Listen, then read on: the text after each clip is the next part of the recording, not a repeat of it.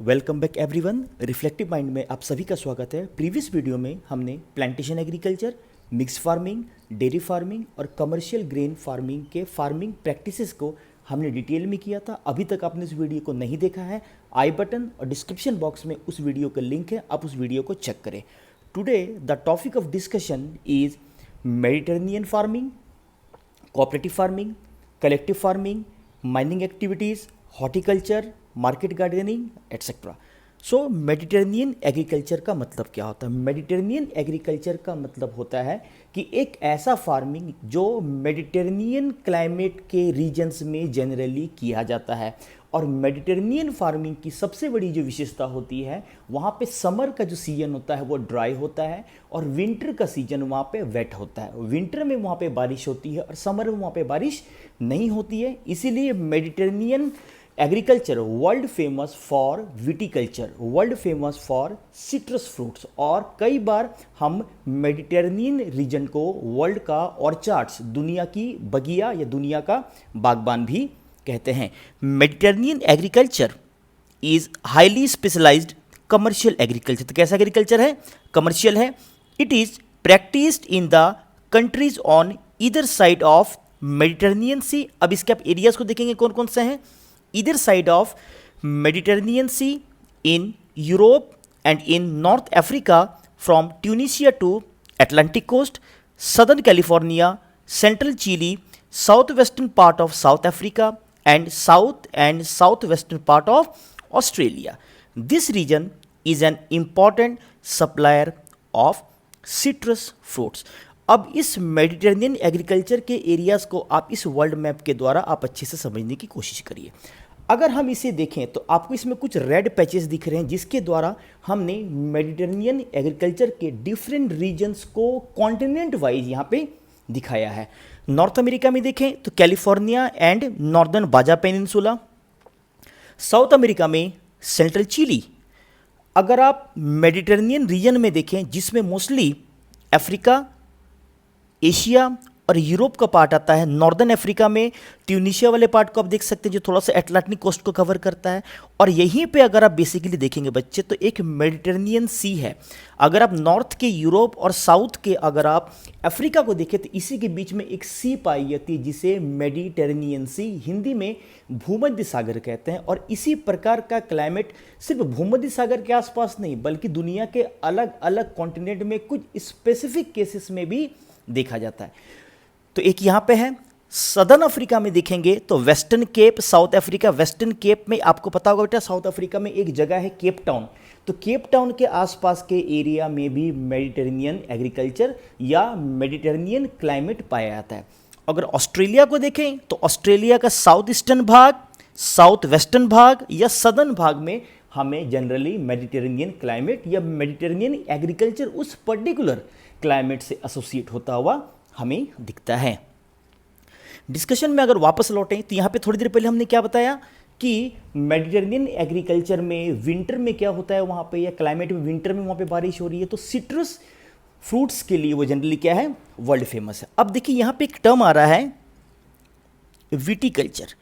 तो viticulture Latin word से बना है जिसका मतलब भी क्या होता है, वाइन। तो विटीकल्चर को हम लोग कई बार सिट्रस फ्रूट्स पे फोकस्ड होने के कारण कई बार सिट्रीकल्चर, CITRICULTURE, सिट्रीकल्चर भी कहते हैं। तो विटीकल्चर और सिट्रीकल्चर का मतलब क्या होता है? Growing, cultivation and harvesting of grapes. Grapes को हार्वेस्ट करना, उसे उगाना है ना, उसे ही क्या बोलते हैं, विटीकल्चर और सिट्रीकल्चर कहते हैं। तो विटीकल्चर और grape cultivation is speciality of Mediterranean region. Best quality wines in the world with distinctive flavours are produced from high quality grapes in various countries of this region. The inferior grapes, inferior मैंने क्या होता है, जो low quality का जो grapes होता है, are dried into raisins. Raisin का मतलब बच्चे क्या होता है कि जिस अंगूर को सूखा बना दिया जाता है, ड्राइड जो ग्रेप होता है उसे क्या कहते हैं, रेजिन। एंड करेंट्स, करेंट्स का मतलब क्या होता है, आ स्मॉल सीडलेस रेजिन। जो सीडलेस जो रेजिन होता है, रेजिन का मतलब क्या है कि जो ड्राइड ग्रेप है, लेकिन अगर उसमें भी बीज ना हो, जो सीडलेस रेजिन होता है उसे क्या बोलते हैं, करेंट्स कहते हैं। This region also produces olives and figs. Olive आपको पता होगा, ऑलिव के तेल वगैरह आते हैं, और फिग्स एक प्रकार का फ्रूट है। The advantage of Mediterranean agriculture is that more valuable crops such as fruits and vegetables are grown in winters when there is a great demand in European and North American market. अब देखिए बच्चे, Mediterranean agriculture की शुरुआत में क्या बताया, commercialise agriculture है, इसे वर्ल्ड का ऑर्चार्ड्स कहते हैं, और मेडिटेरेनियन क्लाइमेट में जो डिफरेंट कॉन्टिनेंट्स में पाया जाता है वहाँ पे ये किया जाता है। First thing. सेकंड थिंग अगर देखें तो ये इसे विटीकल्चर और सिट्रीकल्चर भी कहते हैं। थर्ड थिंग, वाइन प्रोडक्शन के लिए वर्ल्ड फेमस है। और सबसे बड़ी बात यहाँ पे याद रखिएगा क्या होता है यहाँ पे, कि ये शहरी एरिया के डिमांड को ही पूरा करने के लिए शहरी एरिया के नियर बाई एरियाज में ही जनरली हमें मेडिटेरेनियन फार्मिंग होते हुए दिखती है। अब इसमें भी दो मेजर एरिया बताया जा रहा है जो हर जगह कमर्शियल एग्रीकल्चर में बहुत सारी जगहों पे आया है। एक है नॉर्थ वेस्टर्न यूरोप और एक है नॉर्थ ईस्टर्न यूएसए। अब इसी में जो अगली कड़ी है वह है मार्केट गार्डनिंग एंड हॉर्टिकल्चर। आपको पता होगा बच्चे कि अगर हम लोग फल की बात करें, फूल की बात करें, और इसी में सबसे इंपॉर्टेंट टर्म आता है वेजिटेबल्स और वेजीज और सब्जियों की बात करें, जिसका डिमांड हर जगह होता है, लेकिन as compare to other places urban area उसके डिमांड को ज़्यादा ट्रिगर करता है, या अर्बन एरिया में उसका डिमांड ज़्यादा होता है। तो हॉर्टिकल्चर का या मार्केट गार्डनिंग का मतलब ये होता है कि फ्रूट या वेजिटेबल का प्रोडक्शन करना, वेजिटेबल का प्रोडक्शन करना, फ्रूट यहाँ पे ना बोलें, वेजिटेबल का प्रोडक्शन करना जिसका उद्देश्य कमर्शियलाइज है। लेकिन जब वेजिटेबल का प्रोडक्शन बहुत छोटे अमाउंट में होता है, बहुत बड़े अमाउंट में ना होकर वो छोटे अमाउंट में होता है, तो हम उसे मार्केट गार्डनिंग कहते हैं। लेकिन जब बहुत बड़े अमाउंट में अगर वेजिटेबल का प्रोडक्शन हो रहा है तो हम उसे हॉर्टिकल्चर कहते हैं। तो दोनों के बीच में एक छोटा सा डिफरेंस भी है, इस डिफरेंस को भी आपको समझते हुए चलना है। Market gardening and horticulture specialize in the cultivation of high value crops such as vegetable, fruits, flower, fruit भी आप कह सकते हो, fruits, flowers solely for the urban market. तो यहाँ पे उद्देश्य क्या है कि अर्बन मार्केट को या अर्बन मार्केट के लिए ही हमें यहाँ पे वेजिटेबल्स को कमर्शियली क्या करना है, ग्रो करना है, उसकी फार्मिंग करनी है। फार्म्स आर स्मॉल, ये देखिए सबसे बड़ा यहाँ पे एक फर्क आ रहा है। कमर्शियल ग्रेन फार्मिंग को देखें, मिक्स्ड फार्मिंग को देखें, तो वहाँ पे फार्म का साइज अनएक्सेप्शनली बहुत ज़्यादा है, बहुत बड़ा है, लेकिन यहाँ पे फार्म का साइज बड़ा नहीं है, फार्म का साइज यहाँ पे क्या है, छोटा है। हमने मिक्स्ड फार्मिंग में क्या किया था कि फार्म का साइज यहाँ पे मॉडरेट है, बहुत बड़ा भी नहीं है, बहुत छोटा भी नहीं, लेकिन यहाँ पे फार्म का साइज क्या है, छोटा है। Are located where there are good transportation links with the urban centres where high income group of consumer is located. अब क्या बताया जा रहा है कि अगर आसपास के एरिया में वेजिटेबल्स की खेती हो रही है तो जब तक फास्ट या रैपिड ट्रांसपोर्टिंग मीडियम नहीं होगा तब तक हम वेजिटेबल्स को इमीडिएटली नीडी एरिया तक पहुंचा नहीं सकते हैं। तो फास्ट ट्रांसपोर्टेशन मीडियम का होना हॉर्टिकल्चर की सबसे बड़ी शर्त आप कह सकते हो। It is both labour and capital intensive, यहाँ पे लेबर भी बहुत ज़्यादा चाहिए और हाई क्वालिटी के सीड्स के पॉइंट ऑफ व्यू से देखिए, फर्टिलाइजर, इंसेक्ट्स, ट्रांसपोर्टेशन फैसिलिटीज़ और भी अलग अलग फैसिलिटीज़ के पॉइंट ऑफ व्यू से भी देखें तो यहाँ पे कैपिटल का इन्वेस्टमेंट बहुत ज़्यादा होता है, क्योंकि जितने भी बेसिक इंफ्रास्ट्रक्चरल फैसिलिटीज़ पे हमें इन्वेस्ट ज़्यादा करना पड़ता है ताकि हम उसको एक कमर्शियल नेचर हम उस चीज़ को प्रोवाइड करा सके। क्या क्या है देखिए इसमें, and less emphasis on the use of irrigation, high yielding variety seeds, fertilisers, insecticides, green house and artificial heating in colder region. अब बच्चे आपको ग्रीन हाउस का मतलब पता होगा कि जहाँ पे जो मिड लैटिट्यूड्स हैं या हाई लैटिट्यूड्स है, जहाँ पे through out the year warming condition नहीं होता, तो वहाँ पे हम एक ग्लास लाइक स्ट्रक्चर बनाते हैं और जब भी वहाँ पे धूप निकलती है तो उसके विंडोज़ को ओपन कर दिया जाता है ताकि धूप आए, और जब धूप जाने वाली होती है तो ग्लासेस के या उस घर के ग्लासेस को या विंडोज़ को क्लोज कर दिया जाता है कि वो जो हीटिंग इफेक्ट है वो ट्रैप हो जाए और वहाँ पे जो भी फ्रूट्स हैं, जो भी वेजिटेबल्स हैं, उसे एक ग्रोइंग एटमॉस्फेयर या उसे एक ग्रोइंग सिचुएशन या कंडीशन उसे मिलता रहे। और यहाँ पे artificial heating in colder region क्या कि बहुत सारे ऐसे फल की बात करें, फूल की बात करें, सब्जियों की बात करें, या अगर सिंपल से एक बायोलॉजी की बात करें तो हर प्लांट को या हर लाइफ को ग्रो करने के लिए एक ऑप्टिमल टेम्परेचर चाहिए। बहुत कोल्ड रीजन में और बहुत हॉट रीजन में लाइफ सर्वाइव नहीं कर सकता, तो उसे एक ऑप्टिमल मॉडरेट सिचुएशन चाहिए। इसलिए दे ऑल आर्टिफिशियल मैनेजमेंट है ना, कि या इनकी ज़रूरत और ज़्यादा बढ़ जाती है कि अगर हम उस एरिया में इन सब चीज़ों की खेती कर रहे हैं ड्यू टू डिमांड, लेकिन हमारा एनवायरनमेंट इस चीज़ के लिए इतना सपोर्टिव किसी कारण से कुछ स्पेसिफिक टाइम में नहीं हो पाता है यहाँ पे। This type of agriculture well developed in densely populated industrial district of northwestern Europe, northeastern USA and Mediterranean region. तो 3 इसके रीजन कौन कौन से हैं? North western Europe, north eastern USA and Mediterranean regions. The Netherlands specialise in growing flowers and horticultural crops specially tulips which are flown to all major cities of Europe. यहाँ पे क्या बताया जा रहा है कि नॉर्थ वेस्टर्न यूरोप में भी कुछ स्पेसिफिक कंट्रीज है, जैसे नीदरलैंड वगैरह देखे तो वो ट्यूलिप या फ्लावर के प्रोडक्शन में स्पेशलाइजेशन रखता है, और वो यूरोप के सभी प्रमुख शहरों तक फ्लावर्स या स्पेसिफिक फ्लावर्स को क्या करता है, वो सप्लाई करता है। अब देखिए ये तो हो गया, लेकिन इसमें एक बड़ा इंपॉर्टेंट टर्म आपको आ रहा होगा, ट्रक फार्मिंग। तो हॉर्टिकल्चर को हम क्यों ट्रक फार्मिंग कहते हैं? तो जो भी अर्बन एरिया के आसपास में जो भी फार्मिंग फील्ड हैं, वहाँ पे सब्जियों की खेती की जा रही है, और उन सब्जियों को या वेजिटेबल्स को अगर वहाँ से उसके नीडी एरिया तक, मार्केट एरिया तक फास्ट ट्रांसपोर्टिंग मीडियम ट्रक के द्वारा भेजे जाने के कारण ही हम इसे एक ट्रक फार्मिंग नाम देते हैं। The distance of truck farms from the market is govern by the distance that a truck can cover overnight, जो रात के समय जो कवर करता है। Hence the name is truck farming is meaningful यहाँ पे। तो ट्रक फार्मिंग का नाम यहाँ पे क्यों दिया गया, या ट्रक फार्मिंग नाम क्यों दिया गया? तो ट्रक नामक या ट्रक के द्वारा एक फास्ट ट्रांसपोर्टिंग मीडियम रात में अगर वो एरिया प्रोड्यूसिंग एरिया से अगर वो डिमांडिंग एरिया तक जा रहा है, इस कारण से हम उसे वहाँ पे ट्रक फार्मिंग कह रहे हैं। अब अगली में इसी से जुड़ा हुआ एक बहुत इंपॉर्टेंट कंसेप्ट यहाँ पे फिर आ रहा है। In addition to market gardening, a modern development in the industrial regions of Western Europe and North America is factory farming। तो आपको इस प्रकार के टर्म बहुत कंफ्यूज कर सकते हैं, ट्रक फार्मिंग क्या है, फैक्ट्री फार्मिंग क्या है, लेकिन दोनों में अंतर को पहले ध्यान से समझिए। ट्रक फार्मिंग का मतलब क्या है कि वो हॉर्टिकल्चर के लिए है, वो वेजिटेबल के प्रोडक्शन से जुड़ा हुआ है, लेकिन यहाँ पे फैक्ट्री फार्मिंग का मतलब क्या है? A system of farming in which a lot of animals are kept in a small closed area like a building in order to produce a large amount of meat, eggs or milk as cheaply as possible. I repeat, a system of farming in which a lot of animals are kept in a small closed area in order to produce a large amount of meat, eggs or milk as cheaply as possible।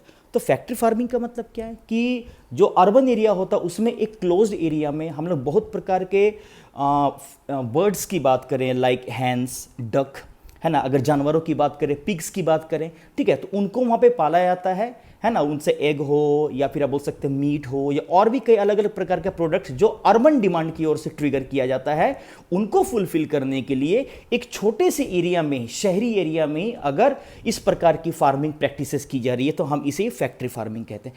आप इसे commercial live stock rearing से compare ना करें। Animal rearing वहाँ पे भी है और यहाँ पे भी है, लेकिन फ़र्क है, वहाँ पे एनिमल रियरिंग बहुत ह्यूज अमाउंट में, बहुत बड़े अमाउंट में, फार्म के साइजेस बहुत ज़्यादा हैं, रेंचेस बहुत बड़े बड़े होते हैं, लेकिन यहाँ पे ऐसा कुछ नहीं। यहाँ पे एक छोटा सा जो क्लोज्ड एरिया होता है, आप लोग जिसे पोल्ट्री फार्मिंग भी कई बार कहते हो। और आप इस इमेज को देखिए बच्चे, मेरे ख्याल से इस इमेज को देखने के बाद, है ना, फैक्ट्री फार्मिंग का मतलब क्या होता है, जो आपके आसपास के एरिया में दिखता है, आप शायद ज़्यादा बेहतर तरीके से समझ सकते हैं। यहाँ पे आपको एक पोल्ट्री फार्म दिख रहा है जिसमें बहुत सारे हैंस वगैरह रखे हुए हैं, और अगर डेली हमें कोई भी अगर मीट की ज़रूरत हो, एग्स की ज़रूरत हो, तो शहर में एक छोटा सा एरिया में एक छोटे से बिल्डिंग से वहाँ पे हम लोग फैक्ट्री फार्मिंग या पोल्ट्री फार्मिंग को वहाँ पे करके, और वहाँ से हम लोग जो भी अर्बन डिमांड है हम उसे कई बार क्या कर लेते हैं, वहीं से फुलफिल कर लेते हैं। यहाँ पे अगर आगे बढ़ें, आगे देखिए लिखा हुआ है in addition to market gardening, यहाँ पे आ गया पोल्ट्री फार्मिंग। अब देखिए क्या लिखा हुआ है, Europe and North America is factory farming. Livestock, particularly poultry and cattle rearing, is done in stalls and pens. यहाँ पे एक टर्म है स्टॉल। स्टॉल का मतलब क्या होता है कि जो छोटा सा जो कंपार्टमेंट होता है, एक छोटी सी जगह होती है, उसे क्या बोलते हैं, स्टॉल्स कहते हैं। और यहाँ पे एक टर्म है पेंस। पेंस का मतलब क्या होता है, एक ऐसी छोटी जगह जहाँ पे चीज़ों को स्टोर किया जाता है। A small place of storage को क्या बोलते हैं, पेंस कहते हैं। Fade on manufactured feed stuff. अब देखिए यहाँ पे भी एक बेसिक फर्क है कि कमर्शियल लाइव स्टॉक रियरिंग में क्या था, या फिर वहाँ पे अगर मिक्स्ड फार्मिंग में देखें तो वहाँ पे फॉडर को या फॉडर की खेती की जा रही है। लेकिन यहाँ पे जो भी इन पोल्ट्री एनिमल्स की बात करें या बर्ड्स की बात करें, इनके जो भी खाने की चीज़ें हैं वो मैन्युफैक्चर्ड होती है, वो दूसरी जगह कहीं बनाई जाती है और उसे यहाँ पे मंगाया जाता है उनके फूड रिक्वायरमेंट को क्या करने के लिए, फुलफिल करने के लिए। आगे देखेंगे इसमें, supervise against diseases, this requires heavy capital investment. यहाँ पे कैपिटल इन्वेस्टमेंट भी बहुत बड़ी मात्रा में चाहिए इन टर्म्स ऑफ बिल्डिंग बनाने में, machinery for various operations, veterinary services, उनके हेल्थ के भी वहाँ पे ध्यान रखना है, and heating and lighting. Heating and lighting का मतलब क्या है कि अगर वो ठंडे एरियाज में, मोस्टली आप नॉर्थ वेस्टर्न यूरोप को देखिए, यूएसओ को देखिए, तो मोस्टली वो ठंडा एरिया, अगर साल के 1-2 महीने को अगर छोड़ दे तो वहाँ पे बहुत कोल्ड क्लाइमेट में भी हो सकता है वो पोल्ट्री जो एनिमल्स हैं या जो बर्ड्स हैं वो सर्वाइव नहीं कर पाएंगे, तो उनको वहाँ पे एक ऑप्टिमल टेम्परेचर चाहिए। तो हीटिंग हो सकता है इस रिक्वायरमेंट को फुलफिल करे वहाँ पे। और लाइटिंग का मतलब क्या कि उनके रहने की जगह का प्रॉपर वेल अरेंज्ड हो, प्रॉपरली वहाँ पे अच्छे से मैनेज्ड हो, क्योंकि वहाँ पे उद्देश्य हमारा कमर्शियल है। तो जब तक हम चीज़ों को सिस्टमेटिकली ऑर्गेनाइज नहीं करेंगे तब तक हमारा जो कमर्शियल ऑब्जेक्टिव है वो फुलफिल किसी कारण से नहीं हो पाएगा। One of the important features of poultry farming and cattle rearing is breed selection and scientific breeding. अब देखिए, बर्ड्स की बात करें, एनिमल्स की बात करें, वही उनके सबसे बड़े एसेट हैं।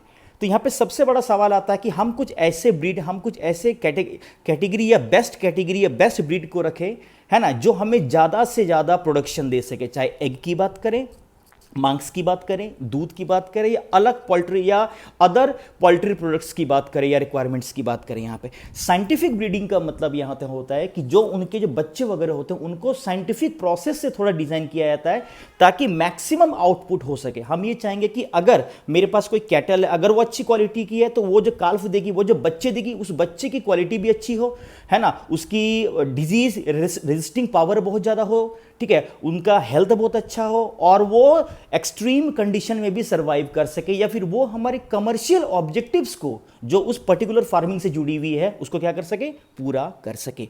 अब आगे बहुत इंपॉर्टेंट कंसेप्ट शुरू होने जा रहा है कि टाइप्स ऑफ फार्मिंग अभी तक हमने किया, लेकिन कुछ टाइप्स ऑफ फार्मिंग को उसके ऑर्गेनाइजेशन या ऑर्गेनाइजिंग सेटअप के आधार पर भी कैटेगराइज किया जाता है।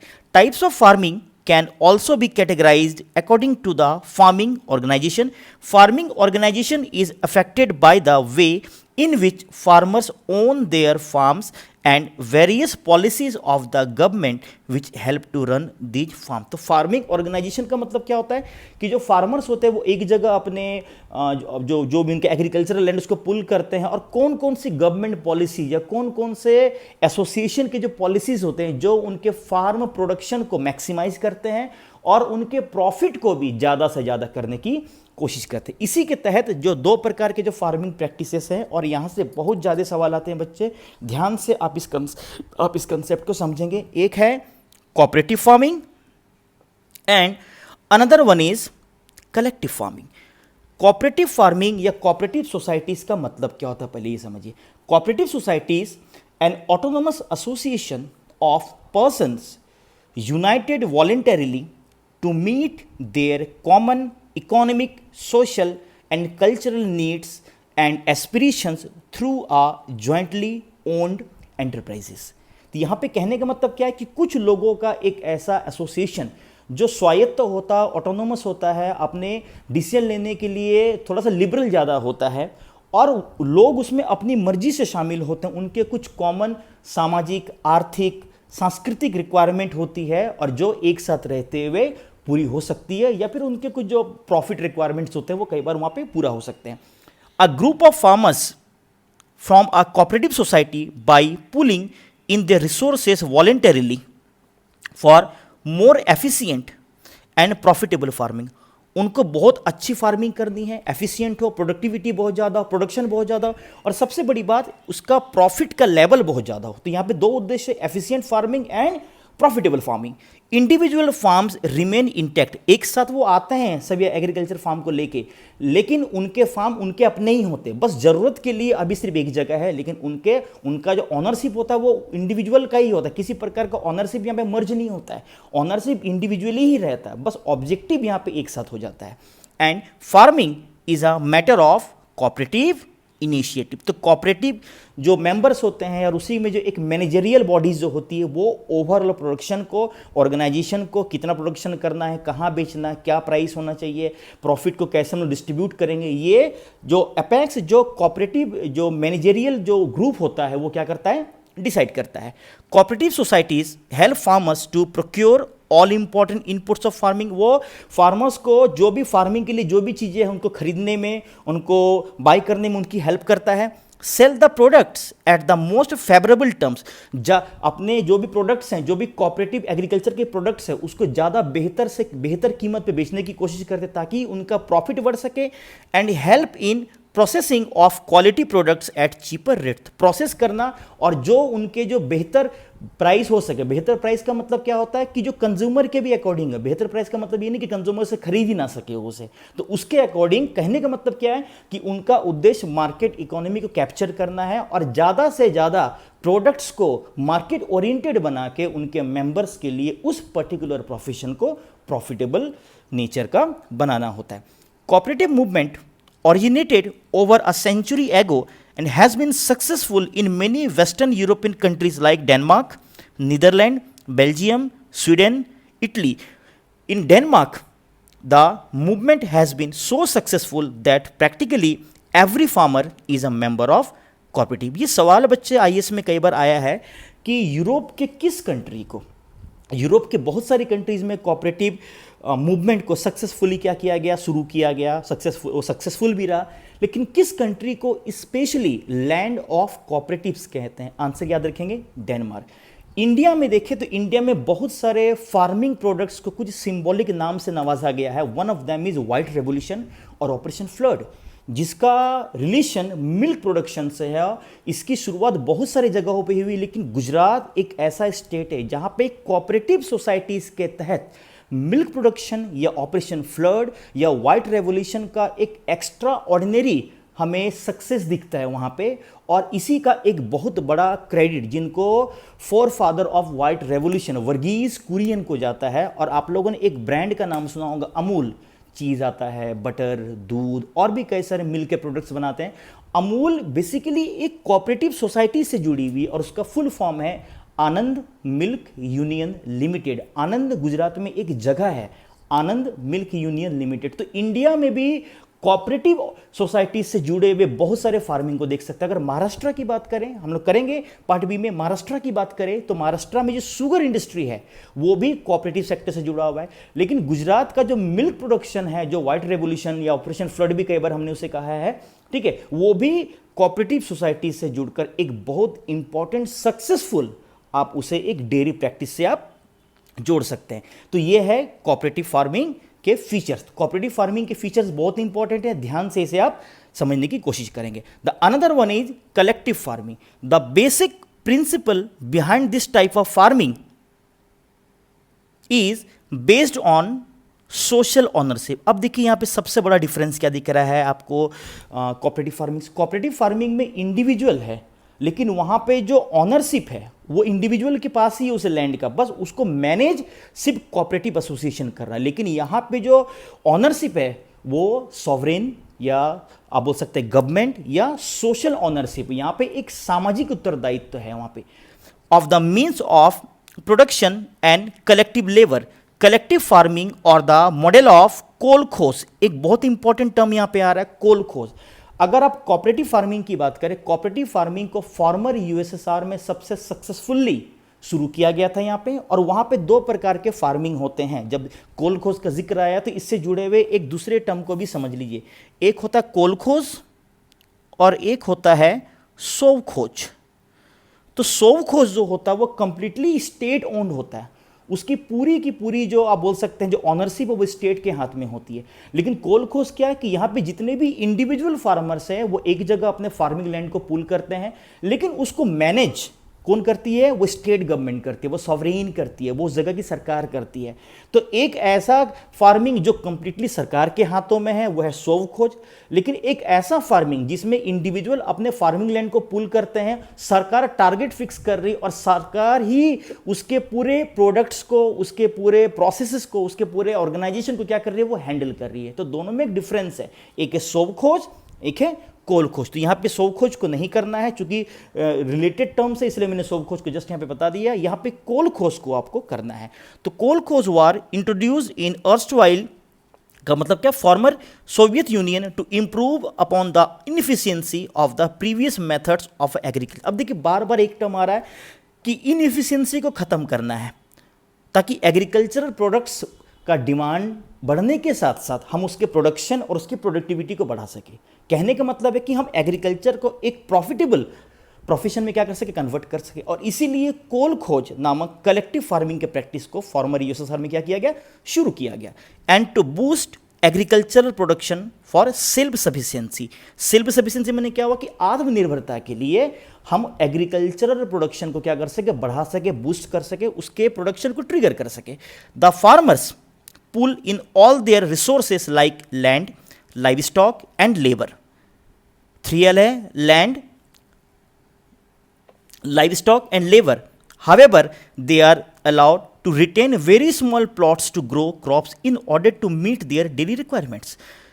क्या बताया जा रहा है यहाँ पे कि फार्मर्स बहुत सारे लैंड को कुछ कलेक्टिव पर्पस से एक जगह ला रहे हैं, लेकिन उनके पास अपने भी कुछ छोटे लैंड के टुकड़े होते हैं ताकि जो डेली उनकी अपनी जो फैमिली रिक्वायरमेंट्स हैं उनको भी वो क्या कर सके? फुलफिल कर सके, उसके लिए भी कुछ वो प्रोडक्शन कर सके।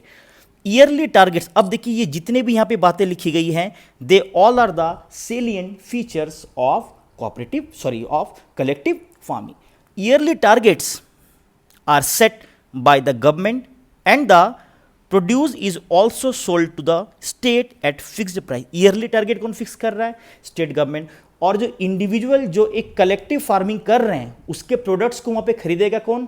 सरकार। तय कौन करेगी? सरकार। कीमत क्या रहेगा? फिक्स। तो each and every process handled by state और सॉवरेन और गवर्नमेंट।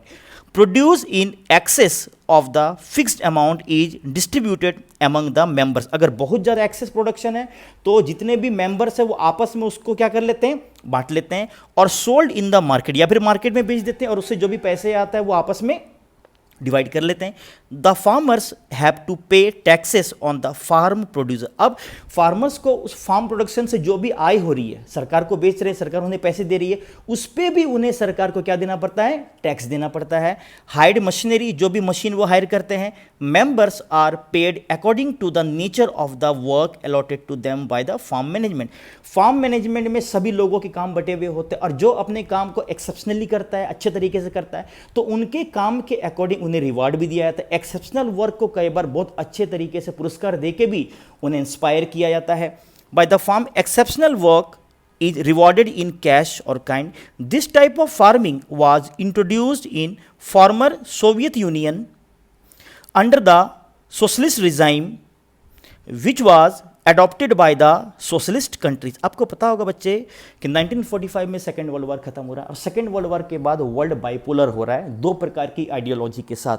यूएस ने जिस आइडियोलॉजी को लीड किया उसका नाम था कैपिटलिस्ट, और यूएसएसआर या फॉर्मर यूएसएसआर ने जिस आइडियोलॉजी को लीड किया उसका नाम था सोशलिस्ट। कैपिटलिस्ट और सोशलिस्ट के बीच में एक प्रकार का जो एक आइडियोलॉजिकल ऑफनली वार लाइक सिचुएशन आया। कुछ एक्सेप्शन को छोड़ दे तो वार, ट्रेडिशनल वार कहीं पे भी नहीं हुआ, लेकिन आइडियोलॉजिकल कॉन्फ्लिक्ट्स, आइडियोलॉजिकल डिस्कॉन्टेंट हमेशा रहा है और उसे ही हम लोग वर्ल्ड हिस्ट्री में या उसे ही हम लोग हिस्टोरिकल पास्ट में उसे क्या बोलते हैं? कोल्ड वार कहते हैं, शीत युद्ध कहते हैं। एक ऐसा युद्ध जो कोल्ड रहा, जिसमें किसी प्रकार का traditional war like situation except few areas नहीं बना, बस एक आइडियोलॉजिकल डिस्कॉन्टेंट, एक आइडियोलॉजिकल क्लैशेस वहां पे दिखता है। यही आप US lead capitalist and farmer USSR lead socialist में देख सकते हैं। और उसी सोशलिस्ट मेंटेलिटी या आइडियोलॉजी का असर ही यहाँ पे कोल खोज नामक फार्मिंग प्रैक्टिसेस में स्टेट का ओनरशिप या स्टेट का एक डोमिनेटेड फिगर आपको दिखता है। By the socialist. After this collapse USSR 90s के डिकेड में टूट रहा, डिसइंटीग्रेट हो रहा और 15 कंट्रीज बन रहे हैं, है ना। 3 उसमें बाल्टिक नेशंस थे और 12 सेंट्रल एशियन रिपब्लिक थे, कुछ आप यूरोप के भी कुछ उसमें कंट्रीज वगैरह थे, Ukraine. These have already been modified. तो यूएसएसआर के टूटने के बाद कोल खोज नामक फार्मिंग प्रैक्टिसेस को जो उनके एरियाज में या जो उनके मेंबर्स में कंट्रीज में था वो धीरे धीरे करके मॉडिफाई हो गया और उसका नेचर चेंज हो गया। तो यहाँ तक हमने एग्रीकल्चर के बारे में डिस्कस किया। अब यहाँ पे जो सबसे इंपॉर्टेंट जो प्राइमरी एक्टिविटी जुड़ती है उसका नाम है माइनिंग, खनन जिसे कहते हैं। माइनिंग का मतलब क्या होता है? माइनिंग का मतलब होता है एक्सट्रैक्शन ऑफ वैल्यूएबल मिनरल्स और other geological materials from the earth. Earth के सरफेस से किसी प्रकार के वैल्यूएबल मिनरल्स को या मैटर्स को एक्सट्रैक्ट करना for commercial purpose, for manufacturing purpose, processing purpose, production purpose, हम इसे ही माइनिंग कहते हैं। The discovery of minerals in the history of human development is related to many stages in terms of copper, bronze, iron। आप लोग history के भी student से बच्चे, तो आप लोग ह्यूमन सिविलाइजेशन को पढ़िए। तो ह्यूमन सिविलाइजेशन में शुरुआती दौर में अगर आप देखेंगे तो हंटिंग, गैदरिंग, एनिमल रेयरिंग, ये सारी चीज़ें दिखती है। प्रीवियस वीडियो में हमने डिटेल में डिस्कस भी किया। लेकिन स्टोन एज, हर ह्यूमन सिविलाइजेशन का एक पर्टिकुलर नाम दिया गया है उसके अदर नाम के साथ साथ सिम्बॉलिकली। स्टोन एज है, iron age, bronze age, copper age. तो स्टोन एज का मतलब क्या है कि वो स्टोन के इंपॉर्टेंस को दिखाता है। मेटल एज हो, एलॉय हो, कॉपर की बात करें वो मेटल है, ब्रॉन्ज की बात करें, ब्रास की बात करें वो एलॉय है। तो वो उस पर्टिकुलर एज से जुड़े हुए मेटल और उसके एलॉय के इंपॉर्टेंस को दिखाता है, जो उस पर्टिकुलर टाइम के लोगों के द्वारा अपने डिफरेंट एक्टिविटीज में उस मेटल के इंपॉर्टेंस को भी बताता है। इंसान ने सबसे पहले जिस मेटल का यूज किया है उसका नाम था कॉपर। आप लोगों ने इंडस वैली सिविलाइजेशन का नाम सुना होगा। इंडस वैली सिविलाइजेशन को हम ऑफनली ब्रॉन्ज सिविलाइजेशन भी कहते हैं। तो ब्रॉन्ज क्यों कहते हैं? क्योंकि कॉपर में जब आप टीन मिलाते हो तो क्या बनता है? वो ब्रॉन्ज, जिसे कांसा कहते हैं। और कॉपर में जब आप जिंक मिलाते हो तो उसे क्या बोलते हैं? ब्रास, जिसे क्या कहते हैं? पीतल। आप लोगों ने हिस्ट्री में मेगालिथिक कल्चर के बारे में फ्रॉम साउथ इंडिया पढ़ा होगा, जिसमें मरने के बाद लोगों के इसमें कब्र के चारों ओर बड़े बड़े पत्थर, जिसे मेगालिथिक बोलते हैं, है ना। आयरन का सबसे पहला एविडेंस हमें साउथ इंडिया से दिखता है यहाँ पे, है ना। तो ये सारी चीज क्या बता रहे हैं कि मेटल का या एलॉयज का शुरू से ही इंपॉर्टेंस रहा है। लेकिन इंडस्ट्रियल रेवोल्यूशन जो कि यूरोप के ग्रेट ब्रिटेन में सबसे पहले आया, है ना, कोल ने उसके प्रोडक्शन को या इंडस्ट्रियल प्रोडक्शन को या इंडस्ट्रियल प्रोडक्शन के प्रोडक्टिविटी को बहुत ज़्यादा ट्रिगर किया। तो उस इंडस्ट्रियल रेवोल्यूशन के बाद मेटल का या एलॉयज का या मिनरल्स की वैल्यू बहुत ज़्यादा बढ़ गई और तब से ही mining activity throughout the world बहुत ज़्यादा अमाउंट में हमें ट्रिगर होते हुए दिखती है। The use of minerals in ancient time was largely confined to the making of tools, utensils and weapons. The actual development of mining began with the industrial revolution. अब industrial revolution का मतलब ये होता है कि इंडस्ट्री के production में boom आना। रेवोल्यूशन का मतलब यहाँ पे नहीं है कि बस मार दिया गया, काट दिया गया। रेवोल्यूशन का मतलब और एक होता है मूवमेंट। दोनों का मतलब हिस्टोरिकल पर्सपेक्टिव में समझिए क्या होता है। रेवोल्यूशन का मतलब होता है जब शॉर्ट टर्म बहुत ह्यूज अमाउंट में चेंज आता है, हम उसे रेवोल्यूशन कहते हैं। लेकिन जब लॉन्ग टर्म ग्रेजुअल चेंज आता है उसे मूवमेंट कहते हैं। फैक्ट्री में प्रोडक्शन पहले कम था, लेकिन मशीनरी प्रोडक्शन के कारण, जेम्स वाट के वास्प इंजन के कारण इंडस्ट्रियल प्रोडक्शन जो आपका मशीन इंड्यूस था उसका प्रोडक्शन इतना ज़्यादा बढ़ गया कि उस प्रोडक्शन के बूम को हमने सिंबॉलिक टर्म किससे रेफर किया? मूवमेंट से रेफर किया। So that will be termed as industrial revolution और movement industrial revolution, and its importance is continuously increasing day by day. अब देखिए कौन कौन से फैक्टर्स माइनिंग एक्टिविटी को क्या करते हैं? अफेक्ट करते हैं। दो बहुत ही इंपॉर्टेंट फैक्टर यहां पे देखिएगा। देखिए कोई भी माइनिंग एक्टिविटी अगर कमर्शियल पर्पस है, मैन्युफैक्चरिंग पर्पस है, तो वहां पे सबसे पहले जो कंडीशन आता है वो आता है प्रॉफिट। अगर वो प्रॉफिटेबल प्रोफेशन नहीं है, अगर किसी प्रकार की प्रॉफिटेबिलिटी वहां पे नहीं है, तो माइनिंग एक्टिविटी के होने का कोई मतलब यहां पे नहीं बनता है। The profitability of mining operations thus depends on two main factors. First one is physical factor and second one is economic factor. अगर एग्रीकल्चर याद होगा बच्चे, जो प्रीवियस वीडियो में हमने डिटेल में डिस्कस किया था, वहां पर भी दो फैक्टर थे, physical factor and socio economic factor. Physical factor में क्या था कि उस जगह की ज्योग्राफी, क्लाइमेट, सॉयल, है ना, वाटर की अवेलेबिलिटी, कैसे उस पर्टिकुलर क्रॉप के लिए सूटेबल है या नहीं है। और इकोनॉमिक में था डिमांड, लोगों का ईटिंग बिहेवियर, लोगों का डाइट पैटर्न डिसाइड करता था। यहाँ पे भी दो चीज़ें, physical factor and economic factor. Physical factor include the size, mineral का साइज क्या है, कितने ह्यूज है, कम है, उसकी क्वालिटी ग्रेड वाइज कितनी अच्छी है, और उसका मोड ऑफ अक्रेंस, वो जिस जगह पे है जो डिपॉजिट, उस डिपॉजिट का नेचर कैसा है, क्या वो इकोनॉमिकली फिजिबल है। सेकंड थिंग, डिमांड है या नहीं है, कितना भी अच्छा डिमांड, कितना भी अच्छा ओर की क्वालिटी क्यों ना हो, कितना भी अच्छा मिनरल क्यों ना हो, जब तक उसकी डिमांड नहीं होगी तब तक किसी भी प्रकार का सप्लाई प्रोसेस ट्रिगर या सप्लाई प्रोसेस जनरेट और उस सप्लाई प्रोसेस से रिलेटेड प्रोसेस प्रोडक्शन और माइनिंग एक्टिविटी नहीं हो सकती है शुरू। फॉर मिनरल, टेक्नोलॉजी हमारे पास अवेलेबल है या नहीं है, डिमांड बहुत ज़्यादा है but we don't have sufficient technology. Africa जैसे कंट्री में डिमांड है लेकिन टेक्नोलॉजी नहीं है, इसलिए वो उतना बेहतर तरीके से शायद उसको एक्सप्लोर नहीं कर पा रहे as compare to other continents और एरियाज। एंड यूज्ड कैपिटल, सबसे बड़ी बात, टेक्नोलॉजी है, डिमांड भी है लेकिन कैपिटल नहीं है या पैसे नहीं है, तब तक किसी भी प्रकार का माइनिंग एक्टिविटी इकोनॉमिक पर्पस से शुरू नहीं हो सकता है।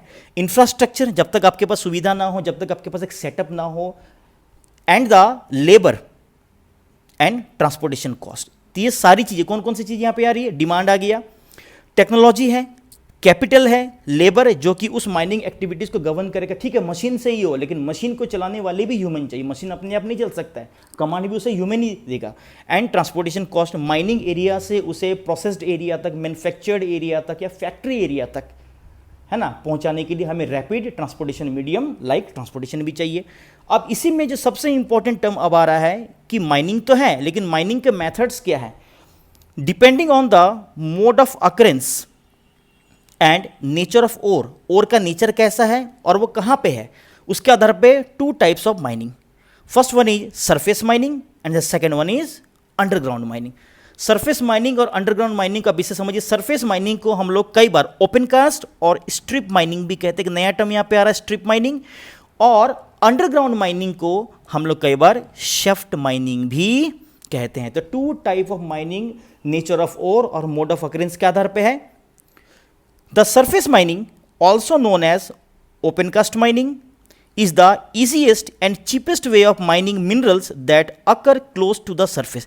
सबसे cheapest और सबसे easiest way कौन सा है, open cast mining. Open cast mining कब किया जाता है, जब मिनरल्स की अवेलेबिलिटी सरफेस के नज़दीक ज़्यादा होती है तो ओपन कास्ट माइनिंग की जाती है। लेकिन ओपन कास्ट माइनिंग के सबसे बड़े फीचर्स क्या हैं, इसमें ओवरहेड कॉस्ट की बात करें तो ओवरहेड कॉस्ट का मतलब क्या होता है, कई बार जब हम लोग माइनिंग एक्टिविटी करते हैं तो वहाँ पे बहुत सारी चीज़ों का खतरा होता है, लाइक पत्थर गिरने का, हानिकारक गैसों के निकलने का, पानी निकलने का और भी अदर फैक्टर्स का। तो सेफ्टी प्रिकॉशंस पे जो ओपन कास्ट माइनिंग होता है उसमें ज़्यादा खर्च नहीं होता, खर्च है लेकिन रिलेटिवली लो है।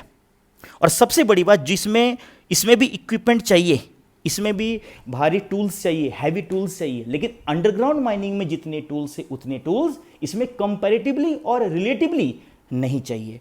और आउटपुट की बात करें, इसमें आउटपुट बहुत जल्दी निकलता है क्योंकि सरफेस के नज़दीक होता है, हम उसे इजीली एक्सट्रैक्ट कर सकते हैं और इजीली उसे डिमांडिंग एरिया तक या मैन्युफैक्चर्ड एरिया तक उसे इजीली भेज भी सकते हैं। और नज़दीक होने के कारण यूज प्रोडक्ट्स को भी इजीली निकाला जा सकता है। आप ओपन कास्ट माइनिंग को आप इस इमेज से समझने की कोशिश करिए। ये देखिए, ये पूरा आपको एक ओपन कास्ट माइनिंग का इसमें इमेज दिख रहा है यहाँ पे। तो देखिए इसमें कैसे करके बहुत बड़े एरिया को डिग किया गया। ओपन कास्ट माइनिंग भी बहुत बड़ा होता है, तो बड़ा या छोटा यहाँ पे ओपन कास्ट का क्राइटेरिया नहीं। ओपन कास्ट का क्राइटेरिया है कि ये सरफेस में बहुत ज़्यादा ओपन होगा और सरफेस में ही होगा। इसके लिए हमें पृथ्वी के सरफेस के अंदर डिग करके शेफ्ट बना के जाने की ज़रूरत नहीं होगी। चलिए, अगर हम आगे बढ़ें तो जो सबसे इंपॉर्टेंट जो माइनिंग, सबसे जो डेंजर वाला माइनिंग है, हम इसी को शेफ्ट माइनिंग कहते हैं। आप इस इमेज में देख सकते हो। शेफ्ट माइनिंग क्या है, when the ore lies deep below the surface, जब ओर या मिनरल्स की एबिलिटी बहुत ज़्यादा गहराई में सरफेस से होती है, तो वहाँ पे हमें वर्टिकल शेफ्ट बनाना पड़ता है। वर्टिकल शेफ्ट का मतलब होता है लिफ्ट लाइक स्ट्रक्चर। देखिए इसी को वर्टिकल शेफ्ट कहते हैं। लिफ्ट लाइक स्ट्रक्चर बनाना पड़ता है और फिर इस जगह से यहाँ पे कई सारे गैलरीज रेडिएशन का मतलब क्या होता है, फैलना, रेडिएट करती है। और फिर इस जगह पे हम लोग ऐसा करके मिनरल्स की क्या करते हैं, या और की क्या करते हैं, डिगिंग करते हैं यहाँ पे। अब देखिए क्या, vertical shafts have to be sunk from where underground galleries radiate to reach the minerals. Minerals are extracted and transported to the surface through these passages. अब देखिए मिनरल्स को कैसे सरफेस में भेजा जाता है, अंदर में भी कुछ इस प्रकार की चीज़ें बनी हुई होती है। देखिए आप इसमें रेल की पटरियाँ टाइप का दिख रहे हैं। तो कई बार क्या होता है कि वहाँ से हम लोग बड़े बड़े ऐसे करके पटरियों के माध्यम से और ऐसे करके कुछ ट्रांसपोर्टेशन व्हीकल्स होते हैं, उसके द्वारा हम लोग बाहर की ओर उसे भेजते हैं। लेकिन अगर आप अंडरग्राउंड माइनिंग के स्ट्रक्चर को देखें तो सरफेस में कुछ ऐसा इंफ्रास्ट्रक्चर वहाँ पे बनाना पड़ता है, और यहाँ पे ऐसा करके एक लीवर या चक्की टाइप की होती है और इसमें तार वगैरह होता है, ऐसा करके एक लिफ्ट होता है जो ऐसा करके धीरे धीरे करके चक्री घूमने के साथ साथ वो अंदर की ओर ऐसा करके ऐसे अंदर की ओर वो जाता रहता है। तो आप इस पूरे प्रोसेस को देखकर ही समझ सकते हैं कि ये कितना रिस्की है। अब देखिए बहुत हैवी इसमें व्हीकल्स भी होते हैं, हॉलेज व्हीकल भी आएगा देखिए, तो ये भी अंदर में जाके ये डिगिंग करता है, अंदर जाके मिनरल्स की खुदाई कर रहा है, यहाँ पे ओर्स को निकाल रहा है, और फिर वहाँ पे गैलरीज के द्वारा जो पटरियाँ बनी हुई होती है उसमें व्हीकल्स के माध्यम से उसे बाहर की ओर भेजा जाता है। लेकिन आप अगर इस लिफ्ट को देखें बच्चे, जो यहाँ पे बताया गया, इस लिफ्ट के द्वारा यहाँ पे लोगों के ऊपर से नीचे आने का काम होता है। तो ये बहुत ही आपको एक रिस्की जॉब लगेगा। क्यों रिस्की लगेगा, देखिए आगे के पॉइंट से शायद ज़्यादा क्लियर हो।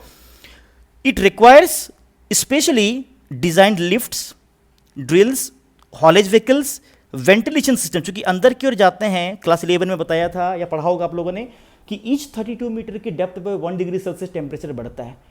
जब टेम्परेचर बढ़ेगा तो गर्मी बहुत ज़्यादा होगी, तो वहाँ पे हमें कूलिंग सिस्टम भी डेवलप करना पड़ेगा। सफोकेशन ना हो, CO2 बहुत ज़्यादा ना हो, तो वेंटिलेशन सिस्टम प्रॉपरली होनी चाहिए।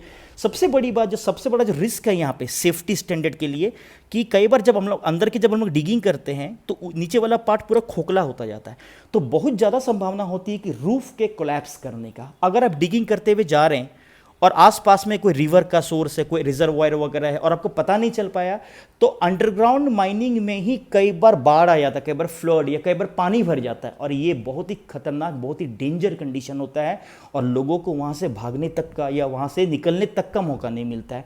तो इस प्रकार की चीज़ें आपको पता है, अंडरग्राउंड माइनिंग में जो पॉइजनस गैसेस होती है, मीथेन जो हाईली इन्फ्लेमेबल है, CH4, वो रिसने के कारण भी वहाँ पे सब समय आग लगने का या दम घुटने का वहाँ पे खतरा बना हुआ होता है। तो बहुत सारे इसके अपने रिस्क हैं, और यही कारण है कि इसको उतना बेहतर माइनिंग एक्टिविटी नहीं माना जाता है।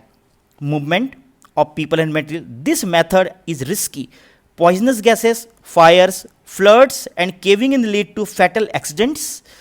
Have you ever read about the mine fires and flooding of coal mines in India? The developed economies, अब देखिए क्या बताया जा रहा है कि क्यों डेवलप्ड इकोनॉमीज इस माइनिंग एक्टिविटी से अपने आप को पीछे हटा रहा है।